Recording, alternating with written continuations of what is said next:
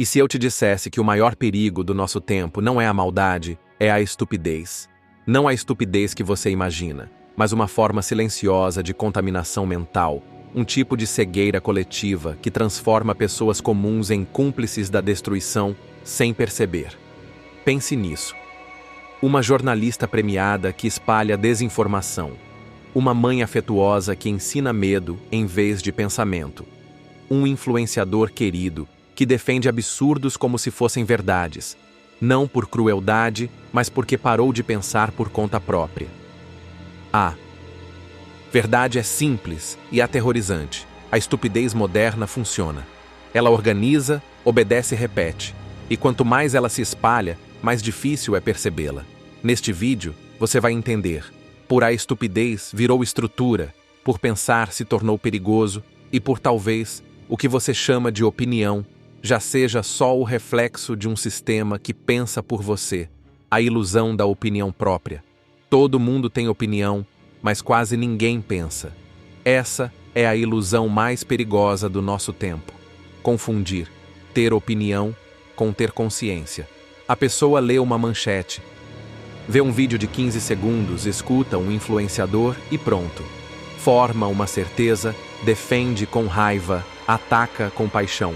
Mas se você perguntar de onde veio aquela ideia, o silêncio é constrangedor, porque ela não veio dele.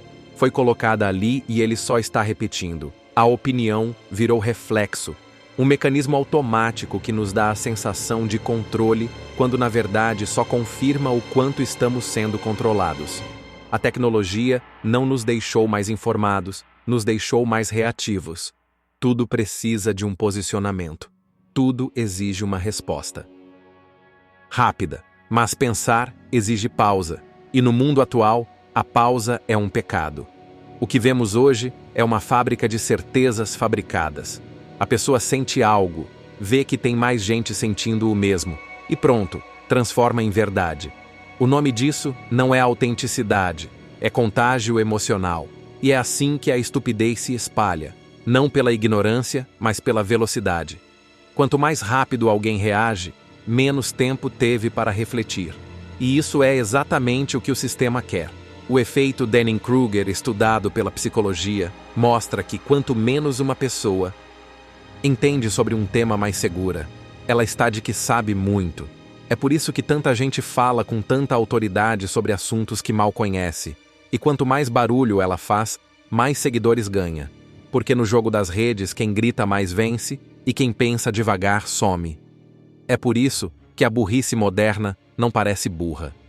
Ela se expressa bem, é cheia de certezas.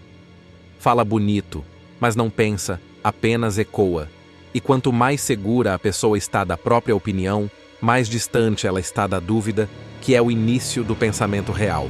O mais perigoso é que essa estupidez é confortável. Ela cria pertencimento, ela evita conflito. Pensar de verdade exige aceitar que talvez você esteja errado, que talvez o outro tenha razão, e isso dói. É muito mais fácil defender uma ideia pronta do que desconstruir uma crença. A pergunta que fica é simples. Quantas das suas opiniões são realmente suas? Quantas ideias você sustentaria se não tivesse aplauso nenhum? E o mais grave, quando foi a última vez que você mudou de ideia sem se sentir derrotado, talvez a maior prisão da mente moderna. Seja acreditar que está livre, enquanto só repete o que foi programado para pensar. A estupidez funcional. A estupidez de hoje não é um erro, é uma engrenagem. Ela faz parte de algo maior, um sistema que funciona melhor quando ninguém pensa demais. É por isso que essa burrice não é só tolerada. Ela é cultivada porque ela mantém tudo em ordem. Quanto menos perguntas as pessoas fazem, mais fácil é governar, vender, controlar. Dietrich Bonhoeffer percebeu isso em plena Alemanha nazista. Ele não viu monstros sanguinários nas ruas, viu pessoas boas. Gentis religiosas, repetindo absurdos, não por maldade, mas porque tinham desligado o próprio julgamento, tinham delegado o pensar a outras vozes, tinham trocado consciência por conforto. Essa é a estupidez funcional, aquela que não parece burra, mas serve perfeitamente aos interesses de quem detém o poder. Ela preenche cargos, sustenta narrativas, vota como se fosse escolha, consome como se fosse liberdade, e o mais trágico, sente que está fazendo o bem, porque dentro da lógica do sistema obedecer é virtude. Nos regimes autoritários, esse tipo de estupidez é cultivado pela força, mas nas democracias modernas, ela é alimentada pelo entretenimento, pela propaganda, pela distração em massa. É uma burrice treinada, formatada esteticamente, moldada para parecer normal, para parecer gente como a gente, mas que no fundo só sabe seguir. A escola ensina a repetir a mídia, ensina o que pensar, as redes dizem como sentir, e quando alguém tenta sair dessa linha, é logo chamado de arrogante intelectual demais, sem empatia, porque pensar demais virou ofensa e questionar uma ameaça. O sistema não quer indivíduos. Quer peças, e para isso precisa de pessoas que não se enxerguem como parte dele. Pessoas que se julgam livres, mas que funcionam exatamente como o sistema programou. Pessoas que defendem ideias que nunca examinaram, que aplaudem líderes que nunca confrontaram, que repetem frases que não sabem de onde vieram. Essa estupidez é útil. Ela poupa tempo, evita conflito, mantém a engrenagem girando e, o mais perverso, transforma qualquer um em defensor involuntário da própria prisão. Porque quem está preso, mas acredita que está no comando, nunca vai tentar fugir. Talvez o que mais assuste nessa forma de burrice é que ela é elogiada, ela recebe curtidas, ela é promovida porque ela serve e tudo o que serve é recompensado. Você já parou para pensar se está servindo a algo que nem percebe? Já se perguntou se suas certezas te libertam ou apenas te mantêm onde sempre quiseram que você estivesse quando a inteligência trabalha contra a lucidez? Nem toda a estupidez soa burra. Às vezes ela fala bonito, usa termos técnicos, tem diploma, escreve colunas, participa de debates e mesmo assim não pensa. Porque a inteligência, quando é usada para defender ideias não examinadas, não é lucidez. É só ferramenta de auto-engano. E quanto mais afiada ela for, mais perigosa se torna. A burrice que Bonfer denunciou não era a de quem não sabia, era a de quem sabia, e mesmo assim obedecia. Professores médicos, advogados, religiosos, todos cúmplices de um regime assassino, não por crueldade, mas porque tinham abdicado do julgamento pessoal. Eles não matavam, mas defendiam quem matava e o faziam com orgulho. O mais assustador era isso. Eles acreditavam que estavam fazendo o certo porque a lógica coletiva havia sido reprogramada. O pensamento foi substituído por obediência, a dúvida por certeza moral e a lucidez por performance ética. A inteligência sozinha não salva ninguém. Pode inclusive funcionar como escudo, como muleta, como vitrine.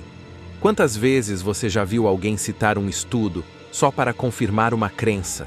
Quantas vezes viu alguém usar palavras difíceis só para parecer que sabe? Isso não é pensamento, é vaidade cognitiva.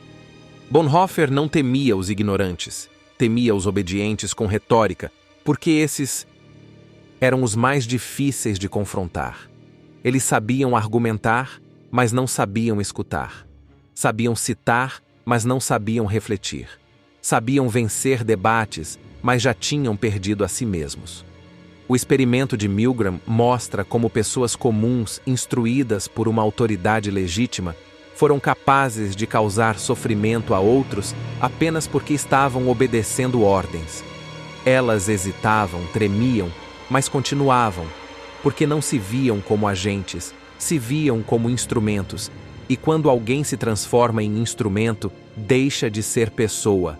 É por isso que a estupidez mais perigosa não está no senso comum, está nas instituições, nos cargos de liderança, nas posições de influência, porque ali ela se torna política educacional, cultural. E quando a estupidez ganha poder de decisão, ela molda o mundo. O problema nunca foi a ausência de inteligência. Foi o uso dela para reforçar estruturas sem questioná-las, para validar mentiras com lógica, para manter o sistema girando com argumentos. Você já se pegou defendendo algo que nem sabe se acredita? Já usou sua inteligência para evitar uma verdade incômoda? Já percebeu que às vezes saber muito pode ser só uma forma mais sofisticada de fugir de si? Talvez o verdadeiro teste da lucidez não seja a quantidade de conhecimento que você tem, mas o quanto desse conhecimento ainda te permite mudar de ideia. O ciclo da estupidez digital. Vivemos conectados, mas será que ainda estamos conscientes? A tecnologia nos prometeu acesso à informação, mas entregou bolhas. Prometeu liberdade de expressão, mas nos deu algoritmos que decidem o que sentimos, o que vemos e até o que pensamos. O ambiente digital é o palco ideal para a burrice performática. Aqui, o que importa não é a verdade, é o engajamento. Quanto mais emoção um conteúdo provoca, mais ele se espalha. E quais emoções mais viralizam raiva? Medo, indignação nenhuma. Delas favorece o pensamento.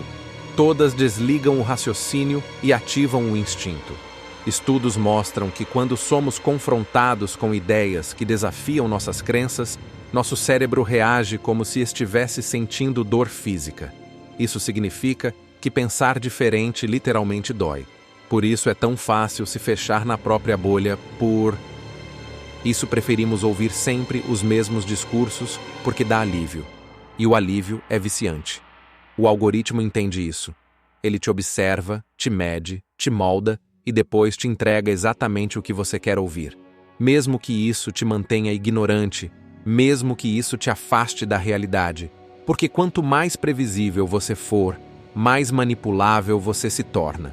E quanto mais manipulável, mais lucrativo. A estupidez digital não é uma falha da internet, é o seu produto principal. É o que sustenta o fluxo de dados, a atenção constante, os anúncios, os discursos polarizados. E a plataforma não quer que você pense, quer que você reaja e rápido. Pensar atrasa. Pensar não monetiza. Pensar não dá curtida. O resultado é esse. Milhões de pessoas defendendo ideias que não entendem, odiando inimigos que nem existem, lutando por causas que só conhecem por frases soltas. Uma histeria coletiva onde todo mundo está certo, mas ninguém sabe explicar por quê. E enquanto isso, o sistema ajusta sua realidade em tempo real. Te mostra o que te mantém viciado. Te oferece causas para você se sentir justo. Te oferece vilões para você se sentir do bem. Mas tudo isso é feito sob medida para uma coisa que você nunca pare para realmente pensar. Já reparou? Como está cada vez mais difícil sustentar o silêncio? Já sentiu aquela ansiedade de estar por fora, de não opinar, de não se posicionar? Isso não é curiosidade. Isso é medo de desaparecer num sistema que premia o barulho e pune a reflexão. Talvez a grande tragédia digital não seja a mentira que se espalha, mas a verdade que ninguém mais tem tempo ou coragem de buscar. A escolha radical de pensar. Pensar virou um ato radical. Num mundo onde todo mundo tem opinião, mas ninguém tem silêncio. Parar para refletir é quase uma provocação. É como sair do fluxo e ser visto como estranho. Incomodar virou sinal de que você ainda está consciente. E hoje isso assusta. Pensar de verdade cobra um preço alto, você vai perder aplausos, vai perder pertencimento, vai começar a ver coisas que preferia não enxergar, porque o pensamento autêntico não te dá conforto, te dá lucidez, e lucidez dói. É por isso que tanta gente prefere a burrice confortável à consciência inquieta, porque a burrice oferece segurança. Você pertence. Você repete. Você é aceito. Já a lucidez te isola, porque quem pensa com profundidade quase sempre termina sozinho. Mas é nessa solidão que a liberdade começa.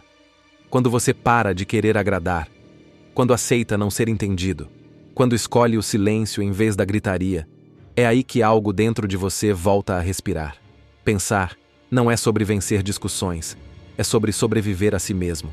É sobre manter viva uma parte que o mundo inteiro está tentando apagar, sua autonomia de consciência, seu direito de duvidar, sua capacidade de dizer não, mesmo quando todo mundo já disse sim.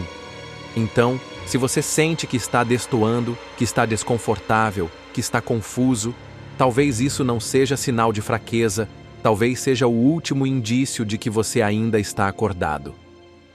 A pergunta que Bonhoeffer nos deixou, Bonhoeffer não escreveu para o passado, ele escreveu para agora, porque a estupidez que ele viu crescer dentro das igrejas, das escolas, das famílias, ainda vive em cada estrutura que premia a obediência e pune a dúvida.